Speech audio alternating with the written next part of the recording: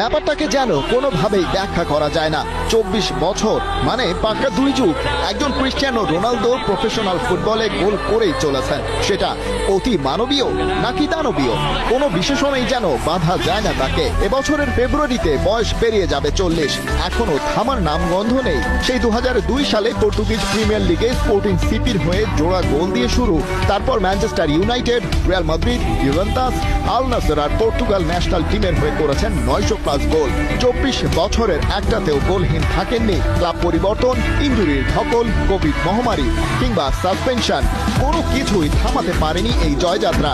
এই জায়গাতেই CR7 হয়ে উঠেছেন অনন্য, অসামান্য। গেল বছরের শেষটা খুব একটা খারাপও হয়নি। 2024 সালে তার নামের পাশে যুক্ত হয়েছে 43 গোল। তার আগের বছর গোল সংখ্যা ছিল 54, এক ক্যালেন্ডার ইয়ারে যেটা ছিল ওয়ার্ল্ড ওয়াইড সর্বোচ্চ।